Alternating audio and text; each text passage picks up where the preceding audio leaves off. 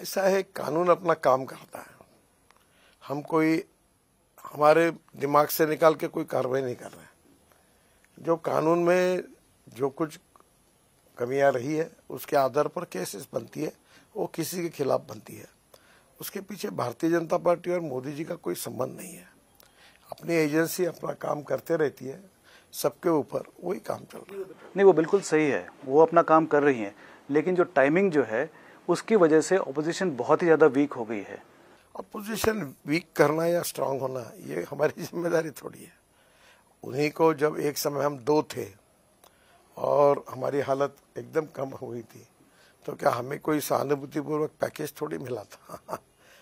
हमारी पार्टी हमारे कार्यकर्ताओं के भरोसे प्रतिकूल परिस्थिति पर मात करके बड़ी हुई, यही इतिहास है। उन्होंने भी प्रयास करना चाहिए, लोगों में जाना चाहिए और लोगों का विश्वास संपादन करना चाहिए।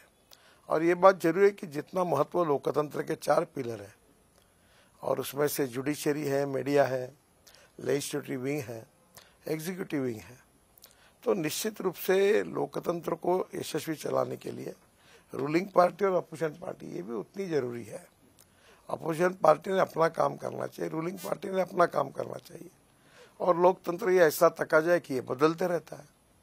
तो जो भी हो, जहाँ भी रोल मिले वहाँ मेहनत करके फिर से वो पोजीशन हासिल करने की कोशिश करना, ये अपोजिशन पार्टी के लिए महत्वपूर्ण है।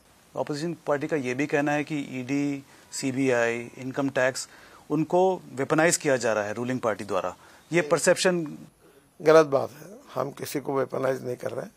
कानून अपना काम करता है। अब किसी के घर में 300-400 करोड़ रुपए की नोटें मिलती है, जो लोग देखते हैं। अब जो इंक्वायरी होती है उसमें जो भी दोषी होते हैं तो कार्रवाई करते हैं। अगर उन एजेंसियों ने गलत कार्रवाई की तो कोर्ट में जाने का उनका अधिकार है। ये एक कोइंसिडेंस भी है कि बीजेपी का कोई भी नेता ईडी के नेट में नहीं आया, सीबीआई के नेट में नहीं आया। जो जितने भी आए हैं सब ऑपोजिशन के, और वो भी जो पहले उन्होंने जो काम किया था। तो इसका मतलब ये निकलता है, सारांश ये निकलता है कि पहले काफ़ी करप्शन था जो अब एक्सपोज हो रहा है। ये आपका भी परसेप्शन ये है कि बिल्कुल सही है। जिन्होंने पुराने समय कुछ गलतियां की है वो एजेंसी के इंक्वायरी में आ रहा है। इसके साथ कोई पॉलिटिकल पार्टी करके हमारा और हमारे सरकार का कोई संबंध नहीं है। लेकिन वही ऑपोजिशन पार्टी के लोग जो बीजेपी को अटैक करते थे और जिनके अगेंस्ट करप्शन केसेस थे, वो बीजेपी ज्वाइन करते हैं तो लगता है कि एक वॉशिंग मशीन पॉलिटिक्स आ गई है, वो एकदम से स्वच्छ होकर निकलते हैं। ऐसा कुछ नहीं होता है।